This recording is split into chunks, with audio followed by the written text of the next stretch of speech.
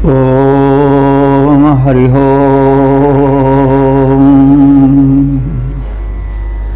वेद प्रेमियों, सुधी श्रोताओं, संप्रति हम सब ऋग्वेद के प्रथम मंडल के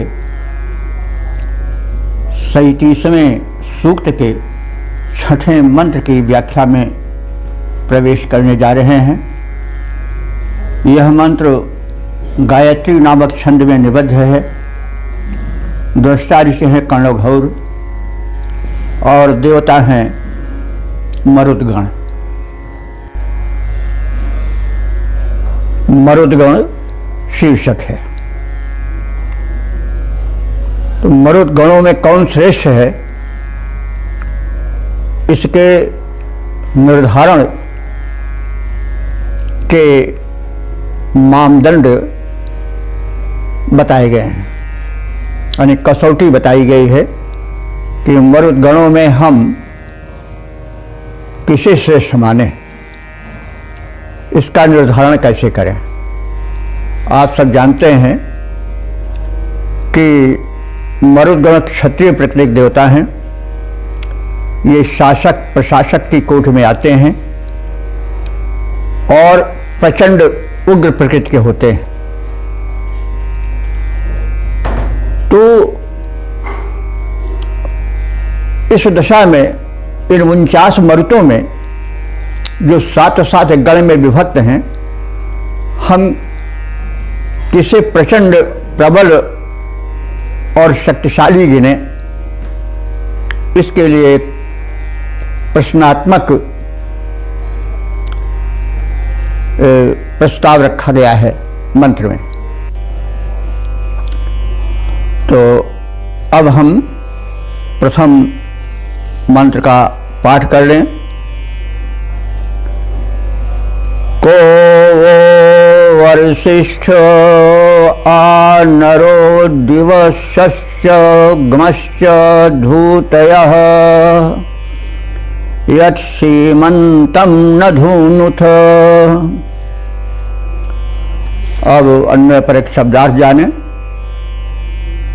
नरह, नरह जो है वह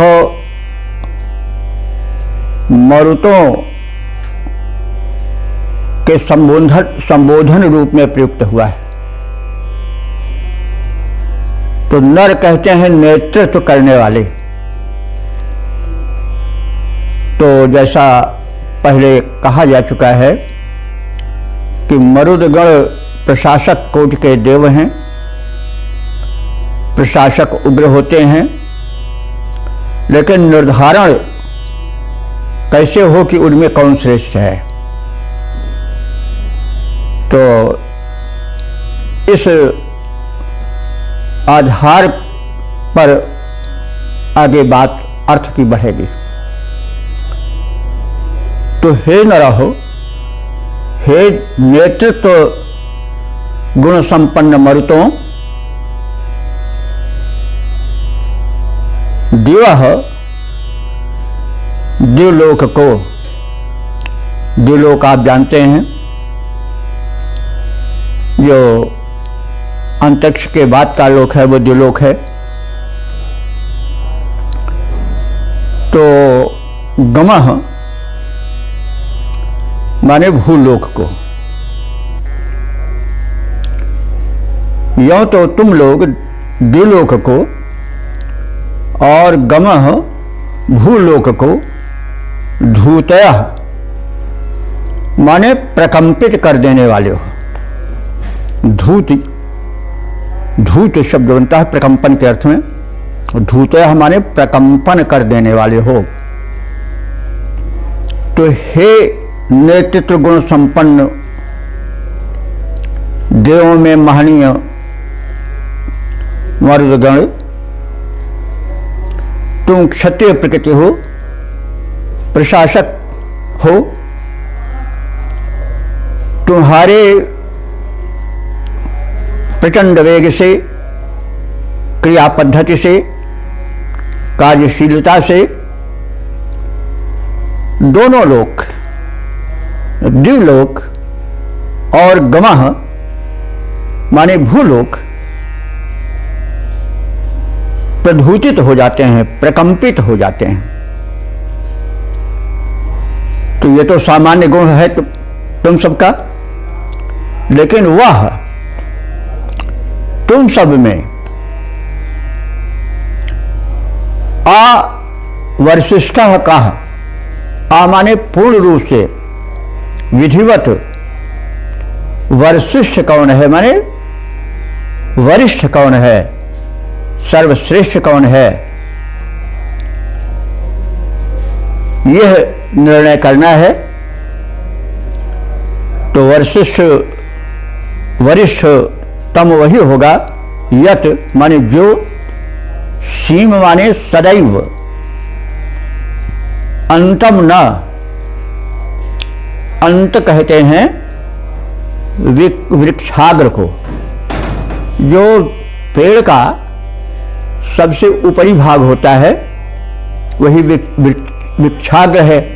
तो अंत शब्द आया है वृक्षाग्र, विटप के चोटी वाले भाग, न माने समान।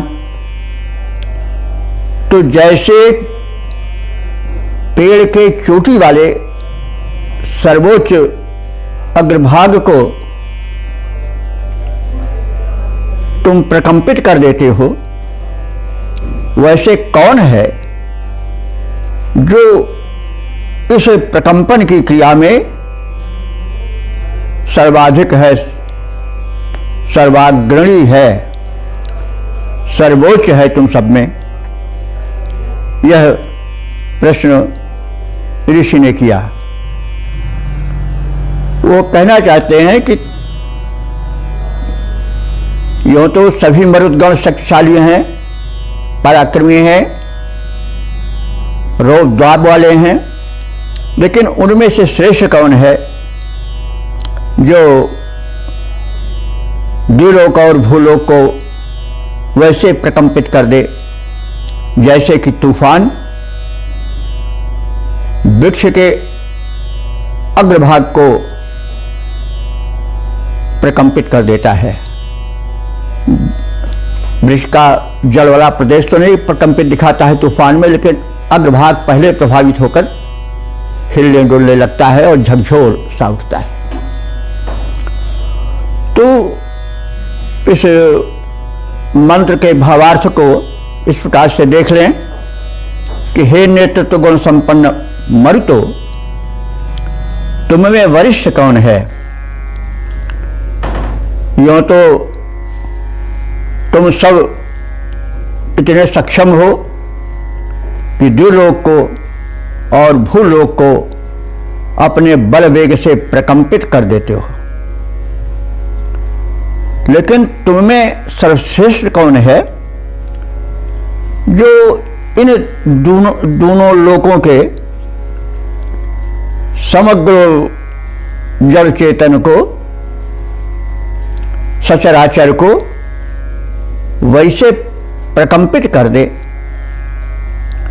जैसे वृक्ष का अग्रभाग, ऊपर वाला भाग प्रकंपित हो जाता है।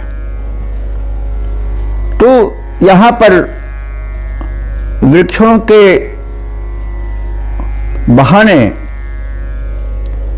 उन दुर्दमनीय दुष्टों को रखा गया है कि यूं तो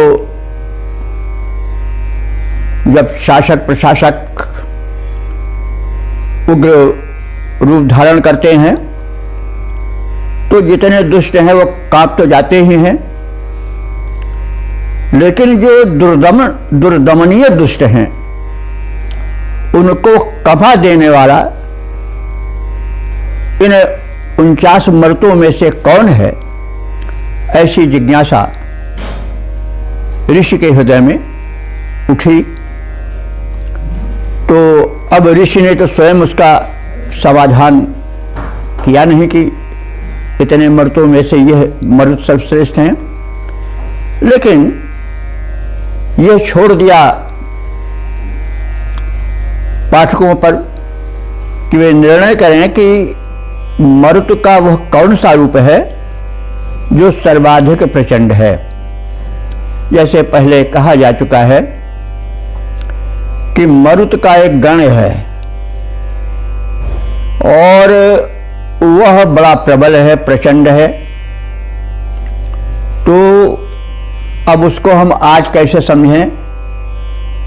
आंधी, तूफान, साइक्लोन यानी चक्रवातीय पवन, मानसूनी पवन, ये तरह तरह के ऐसे पवन हैं, कुछ जल में, कुछ थल में, कुछ गगनमंडल में वेग से प्रवाहित होते रहते हैं। तो उनके विविध रूपों में जो प्रचंडता है वो किस मरुत अथवा प्रबल प्रचंड वेग वाले किस नामधारी में अधिक उग्रता है, तो यह एक कुतूहल है। वह शक्ति जो कि अपने प्रचंडता का परिचय देती है भिन्न भिन्न रूपों में, तो उनमें कौन सा उसका रूप अधिक उग्र है? तूफान वाला रूप कि चक्रवाती रूप कि मानसूनी रूप आदि आदि। तो हम आज के मनोभूमि पर कैसे अर्थ को लावें, इसकी चेष्टा की गई है और बहुत कुछ उन लोगों पर छोड़ दिया गया है जो इसकी व्याख्या करते हैं। आज के युग में आवश्यक यह है कि वेद के जो रूपक हैं या जो प्रतीक हैं उनको आगे की मनोभूमि पर कैसे लाया जाए। तो मेरा एक लघु प्रयास है और उसको लोग और आगे समझें लावें, क्योंकि आवश्यकता है वेद के साधारणीकरण की, यानी अधिक से अधिक लोग वेद के मर्म को ग्रहण कर सकें। तो अब बात तो समाज शैली में कही गई है, व्यास शैली यानी विस्तार की शैली की आवश्यकता है। एक मेरा लघु प्रयास है, आप सब और आगे बढ़ेंगे। तो इस प्रकार से मरुद गणों में कौन श्रेष्ठ है, यह निर्धारण के रूप में मंत्र में कहा गया है। तो प्रशासक, शासक वर्ग का प्रतीक है। मरुद गणों के द्वारा उनको समझा जाए और उनका निर्धारण कर दिया जाए कि अपने स्थान पर कौन ज़्यादा सबल है, प्रतिष्ठित है अथवा उसके योग्य है। तो यह है शासक प्रशासक की प्रकृति की जो उग्रता है, जो सताने के लिए नहीं वरन दुष्ट दमन के लिए आती है। तो इस बात पर विचार करने की आवश्यकता है। तो इस प्रश्न के साथ और संभावित उत्तर के लिए तत्पर रहने की भावना को ऋषि ने पाठकों और व्याख्याकारों के ऊपर छोड़ दिया है। थोड़ा बहुत हमने बताया और आगे श्रोता और पाठक गण भी उसका विस्तार करेंगे। अब हम छंदोबद्ध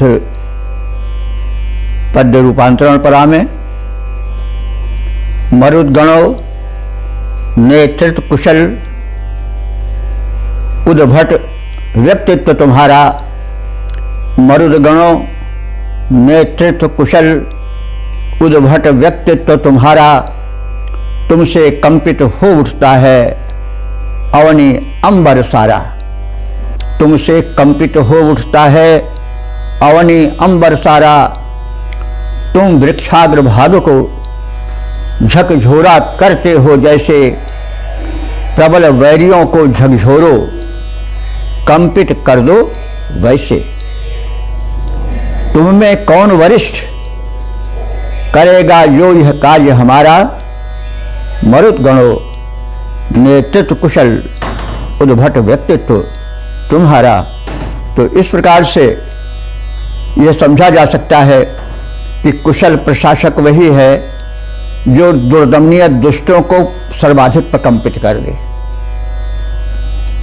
दो बातें होती हैं, एक तो कोई अपनी शक्ति का दुरुपयोग कर सकता है, लेकिन सदुपयोग कब होता है जबकि बड़े प्रचंड और बड़े भयंकर और खूंखार लोग उस प्रशासक से दब जाएं और उनका बल निर्बलों पर न लगे, बल्कि उन सबल दुष्टों पर लगे जो समाज में आतंक मचाए रहते हैं। यह आशय है कि प्रशासक को होना चाहिए कि वो दुर्दमनीय दुष्टों को प्रकंपित कर दे, वही सबसे कुशल प्रशासक है। ओम हरि ओम। वेद प्रेमियों, सुधी श्रोताओं, संप्रति हम सब ऋग्वेद के प्रथम मंडल के 37वें सूक्त के 7वें मंत्र की व्याख्या में प्रवेश करने जा रहे हैं।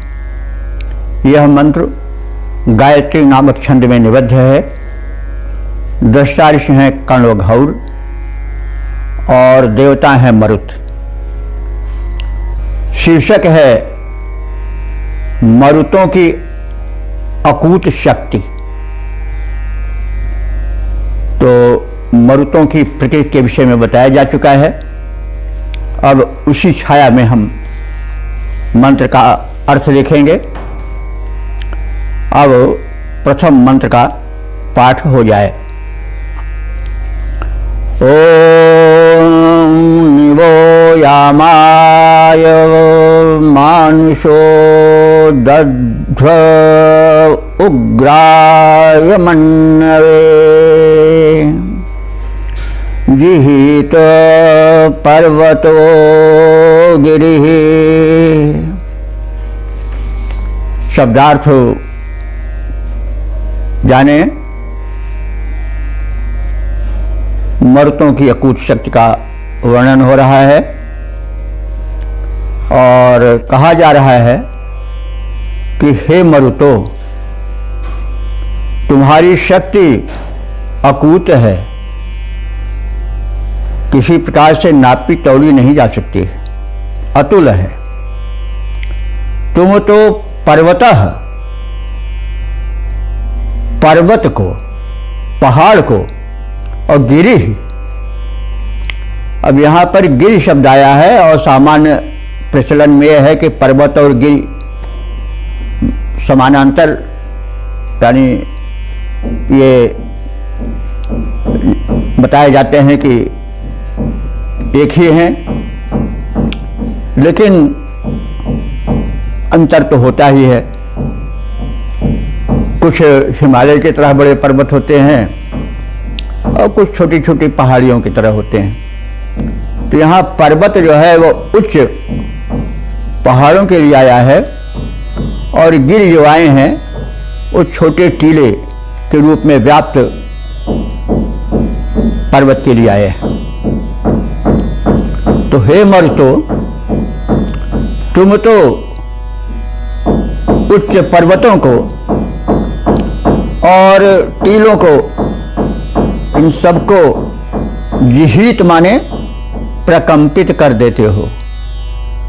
जिहित प्रकंपित कर देना। तो तुम्हारा वेग बल इतना प्रबल है कि बड़े बड़े पहाड़, टीले, ये सब के सब प्रकंपित हो जाते हैं। तो वह ग्राह्य तुम्हारे इस भयानक रूप को, मन्नवे माने क्रोध से उठे आवेग से बचने के लिए सामान्य जन क्या करते हैं कि विभाय माने भयभीत होकर के निदध्रे कोई न कोई आधार पकड़ लेते हैं। स्तंभ हुआ या अन्य कोई आधार हुआ, जब तूफान आता है तो वे कहीं उड़ न जाएं। लंगड़ी आंधी हम लोग सुनते थे बचपन में, वो उड़ा ले जाती थी लोगों को, मीलों दूर गिरा देती थी। तो ऐसी स्थिति में लोग किसी पुष्ट आधार को पकड़कर कहीं वे न उड़ जाएं उस तूफान के प्रचंड वेग में, स्वयं को बचाने की चेष्टा करते थे।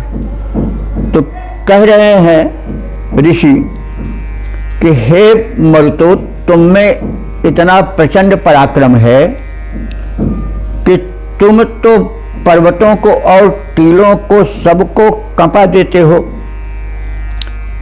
मनुष्य तो कोई न कोई आधार पकड़ करके अपने को तुम्हारे प्रकोप से बचा लेते हैं।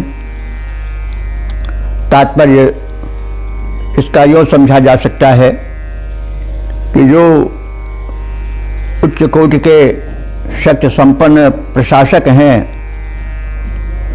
उनका आतंक तो दुष्टों के ऊपर ऐसा रहता है, भले ही वो कितने ही प्रचंड क्यों ना हो या छोटे मोटे मध्यम श्रेणी के क्यों ना हो, कांप जाते हैं। तो यह होना चाहिए वैशिष्ट प्रशासकों में। इसका सीधा कहने का अर्थ यह है कि वे प्रबलों को गिरावें, जो दुर्दमनीय दुष्ट हैं उनका पतन करें, लेकिन सामान्य जो निर्दोष जन हैं वे किसी न किसी रूप में कोई आधार लेकर के बच जाएं, ऐसी व्यवस्था कुछ होनी चाहिए। तो सरल सपाट अर्थ के रूप में हम देख लें, हे मरुदगणों, हे मरुदगणों, तुम्हारे प्रचंड आवेग से भयभीत मनुष्य सामान्यतः सुरक्षित हो जाते हैं, कोई न कोई आधार स्तंभ खंभे आदि को पकड़ लेते हैं और संभल जाते हैं। वैसे तो तुम्हारा बल वेग इतना प्रचंड है कि टीलों से लेकर के और बड़े बड़े पहाड़ों तक को प्रकंपित कर देता है। तो सामान्य सुरक्षित रहें प्रशासकों के प्रबल प्रचंड प्रहारक वेग से, और गिरि पर्वत या अन्य कांपते रहें, ऐसा संदेश है। और इस संदेश को संकेतित कर रहा है ऋषि इस मंत्र में। अब हम इसका पद्य रूपांतरण देखें। हे मरुदगणों बलशाली हो, हे मरुदगणों बलशाली हो, आवेग प्रचंड तुम्हारा है। जब क्रुद्ध प्रवाहित होते हो, कंपता वसुधा तल सारा है। लख कर प्रवेग अतिशय प्रचंड, मानव ढूंढता सहारा है। पर्वत टीले कंप जाते हैं, चल पाता कहीं न चारा है। मच जाती उथल पुथल, जैसे कि प्रलय ने पांव पसारा है। हे मरुदगणों बलशाली हो, आवेग प्रचंड तुम्हारा है। ओम हरि ओम। वेद प्रेमियों, सुधीर श्रोताओं, संप्रति हम सब ऋग्वेद के प्रथम मंडल के 37वें सूक्त के 8वें मंत्र की व्याख्या में प्रवेश करने जा रहे हैं। यह मंत्र गायत्री नामक छंद में निबद्ध है। दृष्टा ऋषि हैं कण्वघौर और देवता हैं मरुदगण। विषय है अथवा शीर्षक है मरुतों के आक्रमण की प्रचंडता। तो मरुत क्षत्रिय प्रकृति के देवता हैं। वे दुष्टों का दमन करने में अग्रगण्य हैं, प्रशासक हैं। तो इस संदर्भ में हम अर्थ देखेंगे, शब्दार्थ जानेंगे। तो एतद अर्थ सबसे पहले मंत्र पाठ का हो जाना आवश्यक है। ओम एषामग्नेषु पृथिवी युजुर्वां इव विश्पतिः भियायामेषु रेजते। अन्वय पर एक शब्दार्थ जाने। एषाम यामेषु, एषाम माने जिनके, यामेषु माने प्रबल वेग से या प्रबल वेग में, अजमेषु चढ़ाई करने के प्रसंग पर, पृथ्वी यह भूमि जुजुर्वान विश्पति इव, जुजुर्वान कहते हैं जीर्ण शीर्ण दुर्बल। विश्पति माने राजा, विश कहते हैं प्रजा को, पति माने स्वामी।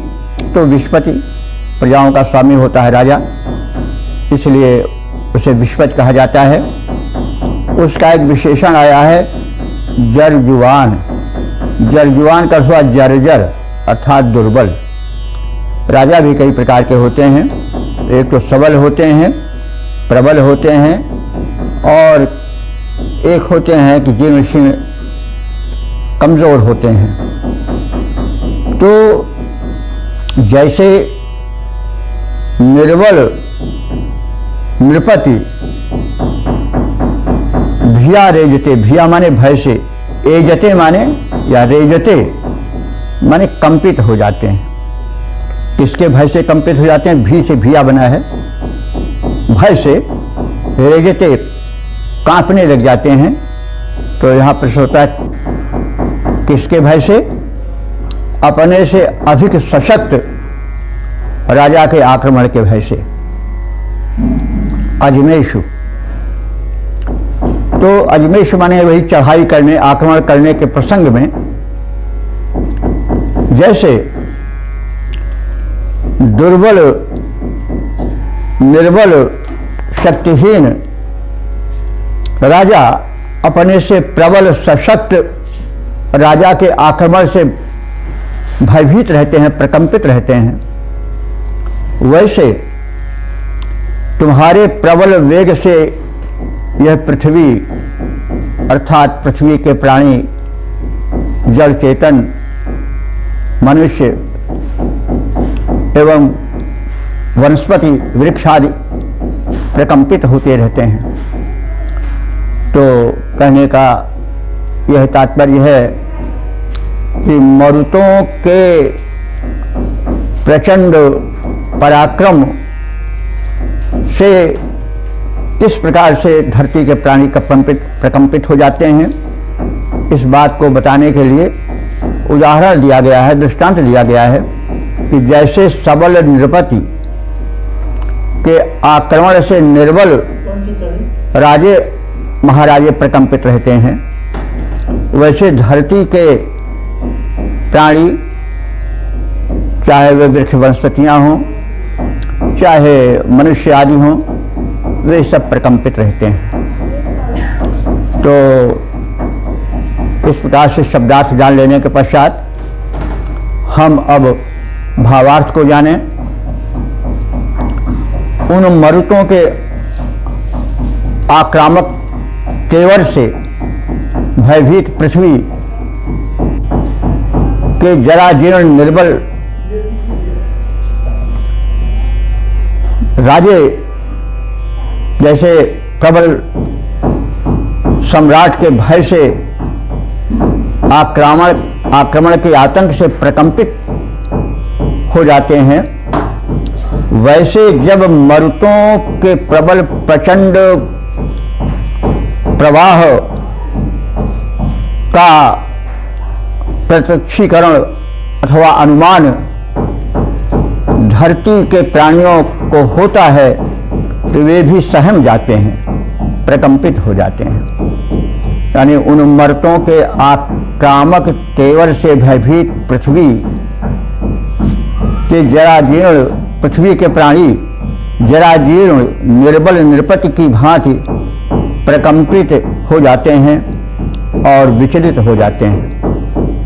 तो इसका छंदोबद्ध प्रारूप देखा जाए, मरुतों के आक्रामक तेवर से भूकंपित हो जाती है, मरुतों के आक्रामक तेवर से भूकंपित हो जाती है, थर्रा जाती है, प्रवेग को सहन न कर पाती है, थर्रा जाती है, प्रवेग को सहन न कर पाती है, आक्रामक बल के आगे अवनी कंपती है वैसे, आक्रामक बल के आगे अवनी कंपती है वैसे, सबल शत्रु से निर्बल नृप कंपने लगते हैं जैसे, भय से विचलित धरती मरुतों के आगे थर्राती, भय से विचलित धरती मरुतों के आगे थर्राती, मरुतों के आक्रामक तेवर से भूकंपित हो जाती।